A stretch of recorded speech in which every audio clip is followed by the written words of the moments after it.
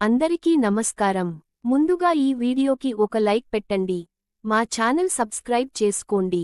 ప్రతిరోజు ఇంట్లో దీపారాధన చేస్తే జీవితంలో ఉన్న అన్ని కష్టాలు పోతాయి. కుటుంబం మీద దేవతల ఆశీర్వాదం ఉంటుంది. కానీ మనలో చాలామంది తెలుసుకోకుండా దీపారాధన చేసే సమయంలో కొన్ని పొరపాట్లు చేస్తుంటారు. పూజలో చేసే తప్పుల వల్ల దేవతలు సంతోషపడరు. అందుకే మన పూజలకు ఎలాంటి పుణ్యం రాదు. కాబట్టి మీ పూజలు ఫలించాలంటే పూజలో తప్పకుండా చేయకూడని తప్పులు ఏవి? ఎలా దీపారాధన చేస్తే రెట్టింపు పుణ్యం వస్తుంది? ఇలాంటి ఎన్నో విషయాలు ఈ వీడియోలో తెలుసుకుందాం. ముందుగా ఈ వీడియోకు ఒక లైక్ పెట్టండి. అంతేకాకుండా ప్రతి ఒక్కరూ ఓం నమః శివాయ అని కామెంట్ చేయండి. పూజలో ఉపయోగించే పూలు చాలా పవిత్రమైనవి. అందుకే పూజలో వాడే పూలు పొరపాటున నేల మీద పడిపోతే వాటిని పూజలో పెట్టకూడదు. అలాగే వాసన తక్కువ అయిన పూలను కూడా పూజలో వాడకూడదు. పూజ గదిలో పొరపాటున ఎండిపోయిన పూలు కూడా ఉండకూడదు. ఇక దేవుని పూజలో ఇచ్చే నైవేద్యం వేడిగా ఉండకూడదు. ప్లాస్టిక్ లేదా స్టీల్ గిన్నెలో దేవుని నైవేద్యం పెట్టకూడదు. ఇత్తడి ప్లేట్లోనే దేవుని నైవేద్యం పెట్టాలి. స్త్రీలు తలస్నానం చేసి జుట్టులో నీరు ఆరిపోయాకే ఇంట్లో పూజ చేయాలి. ఇంటి ముందు ముగ్గు వేయకుండానే ఇంట్లో దీపం వెలిగించరాదు.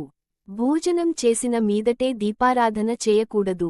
పూజలో దేవుడి మంత్రాలు చదివేటప్పుడు తప్పు మంత్రాలు పలకకూడదు. మంత్రాలు తప్పుగా పలికితే పూజకు ఫలితం రాదు అంటారు వేద పండితులు.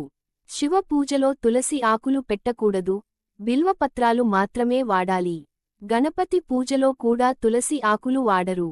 ఇంట్లో దీపారాధన చేయాలంటే తప్పనిసరిగా తలస్నానం చేసుకోవాలి.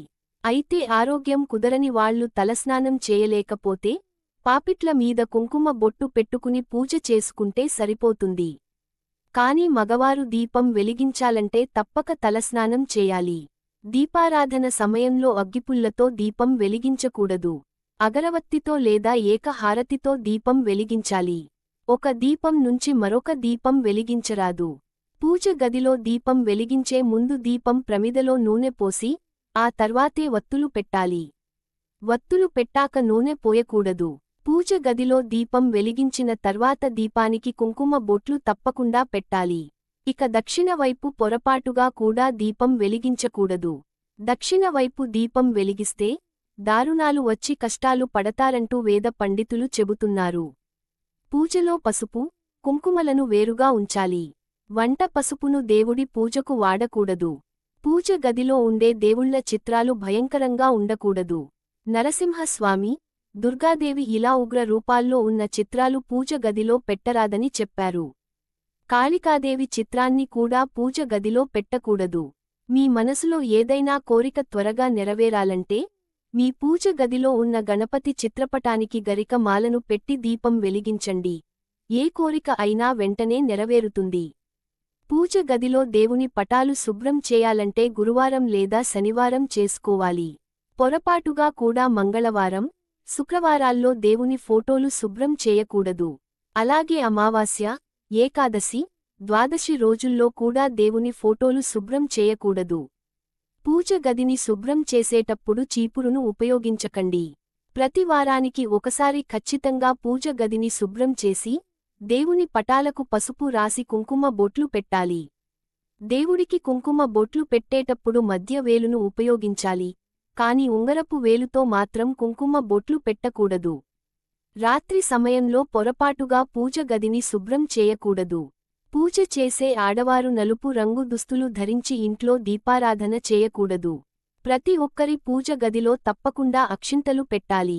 అక్షింతలుగా ఉపయోగించే బియ్యంలో నూకలు ఉండకూడదు. పూజలో సమర్పించే దేవుడి నైవేద్యాన్ని స్నానం చేయకుండా తయారు చేయకూడదు. పూజ చేసే ఆడవారు తప్పకుండా కాళ్లకు పసుపు రాసుకొని కుంకుమ బొట్టు పెట్టుకోవాలి. అలాగే జుట్టు విరబోసుకోవడం సరైనది కాదు. స్త్రీలు బాగా జడ వేసుకుని ఆ జడలో పువ్వులు పెట్టుకుని పూజ చేస్తే భర్తకు బాగా అనుకూలంగా ఉంటుంది. వాస్తు శాస్త్రం ప్రకారం పూజ గదిలో తప్పకుండా విరిగిపోయిన విగ్రహాలు ఉండకూడదు. పాత దేవుళ్ల విగ్రహాలు ఉంటే పూజలకు మంచి పుణ్య ఫలితం రాదు. అలాగే చనిపోయిన పెద్దల ఫోటోలు పూజ గదిలో పెట్టకూడదు. పూజ గదిలో ఉండే దేవుడి విగ్రహాలు 6 అంగుళాల లోపే ఉండాలి. అంతకంటే పెద్ద సైజులో దేవుళ్ల విగ్రహాలు పెట్టకూడదు. ఇంట్లో పూజ చేయడానికి ముందే అశుభమైన విషయాలు మాట్లాడకూడదు. పూజలో వెలిగించే దీపం ఎప్పుడూ ఒక వత్తితోనే వెలిగించాలి. పూజ చేస్తున్నప్పుడు ఇంటికి ఎవరైనా అతిథులు వస్తే వారిని గౌరవంగా చూడాలి. పూజ సమయంలో అతిథులు వచ్చి ఉంటే వాళ్లను దేవతలుగా భావించాలి. ఇంట్లో పూజ చేసేటప్పుడు పాత, చినిగిన దుస్తులు ధరించకూడదు. పాత దుస్తులు వేసుకుని పూజ చేస్తే పేదరికం వస్తుందని పండితులు చెప్తున్నారు. పూజ గది చాలా శుభ్రంగా ఉంచాలి. పూజ గదిలో బూడిద ఉండకూడదు. మనలో చాలా మంది దేవుడి పూజలో తులసి ఆకులు ఉపయోగిస్తారు. కానీ పూజ చేసే తులసి మొక్క నుండి తులసి ఆకులు తుంచకూడదు. అలా చేస్తే లక్ష్మీ దృష్టి తప్పిపోతుంది. ఇంట్లో ఆర్థిక సమస్యలు వచ్చేస్తాయి. అలాగే పూజలో పొరపాటుగా బంతిపూలను కూడా పెట్టకూడదు. పూజలో ఉపయోగించే దీపం కుందులు నల్లగా ఉండకూడదు. స్టీల్ కుందుల్లో దీపారాధన చేయకూడదు. పూజలో వెలిగించిన దీపాన్ని నేరుగా నేలపై పెట్టకూడదు. దీపం కింద 2 తమలపాకులు పెట్టాలి. మనలో చాలామంది నిమ్మకాయ దీపం వెలిగిస్తుంటారు. కానీ పూజ గదిలో ఎప్పుడూ నిమ్మకాయ దీపం వెలిగించకూడదు. అమ్మవారి దేవాలయాల్లో మాత్రమే నిమ్మ దీపం వెలిగించాలి. పూజగది వేరుగా లేని వాళ్లు ఆంజనేయ స్వామి ఫోటో పూజగదిలో పెట్టకూడదు. శివాలయానికి వెళ్ళినప్పుడు శివాలయంలో ప్రదక్షిణ చేయకూడదు. ఇంట్లో దీపారాధన చేసేటప్పుడు దీపం తూర్పు వైపున వెలిగిస్తే మీ కుటుంబంలో సంతోషాలు, సుఖాలు వస్తాయి. అలాగే ఉత్తర వైపున దీపం వెలిగిస్తే ధనాభివృద్ధి, అష్టైశ్వర్యాలు కలుగుతాయి. 2 వత్తులతో దీపారాధన చేస్తే గ్రహదోషాలు తొలగిపోతాయి. 3 వత్తులతో దీపారాధన చేస్తే మీ పిల్లల భవిష్యత్తు బాగుంటుంది. 5 వత్తులతో దీపారాధన చేస్తే ఎంతో ధనం వస్తుంది.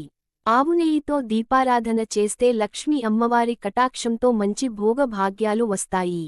కొబ్బరి నూనెలో దీపం వెలిగించి వినాయకుడిని పూజిస్తే ఆర్థిక సమస్యలు, అప్పుల బాధలు అన్నీ పోతాయి. మన కోరికలు నెరవేర్చే దేవుడు వెంకటేశ్వర స్వామి. పచ్చ కర్పూరం అంటే వెంకటేశ్వర స్వామికి చాలా ఇష్టం.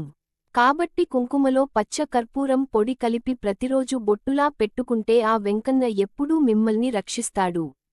అలాగే ప్రతి మంగళవారం కర్పూరంలో లవంగాలు వేసి మీ ఇల్లు మొత్తం పొగవేస్తే ఇంట్లో ఉన్న నెగిటివ్ ఎనర్జీ అన్నీ పోతాయి. ఇంటి గేటుని లక్ష్మీదేవి లాగా చూసుకోవాలి. గేటు పైకెక్కి ఇంటికి అడుగు పెట్టకూడదు. అలా చేస్తే మీ ఇంటి సొత్తులు నష్టం అవుతాయి. అంతేకాకుండా ఇంటి గుమ్మానికి ముందు చెప్పులు పెట్టకూడదు. ఇంటి ముందు చెప్పులు ఉంటే మీ ఇంటి లక్ష్మీదేవి బయటికి పోతుంది. ఉదయం బ్రహ్మ ముహూర్తంలో దీపం వెలిగించి పూజ చేస్తే మీ పూజకు రెట్టింపు పుణ్యం వస్తుంది. లేదంటే తెల్లవారుజామున పూజ చేయలేనివారు సాయంత్రం దీపం వెలిగిస్తే కూడా పూజకు రెట్టింపు పుణ్యం లభిస్తుంది. మరి ప్రతి ఇంటి ముందు తప్పకుండా తులసి మొక్క ఉండాలి. ప్రతిరోజు తులసి మొక్క చుట్టూ తిరిగితే మీ ఇంటి ఆదాయం గట్టిగానే పెరుగుతుంది. ఆర్థికంగా బాగుంటారు. సంతానం కోసం ఎదురు చూస్తున్న వాళ్లు గోపాల సహస్రనామం చదివితే పిల్లలు కలుగుతారు.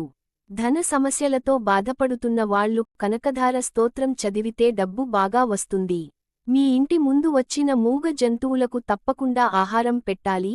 లేకపోతే 7 జన్మల దారిద్రం పడుతుంది. ఇలాంటి చిన్న చిన్న ఆచారాలు పాటిస్తూ దేవుడిని పూజిస్తే ఎన్నో శుభ ఫలితాలు వస్తాయి. ఈ వీడియో నచ్చితే లైక్ చేసి సబ్స్క్రైబ్ చేయండి. ఓం నమః శివాయ.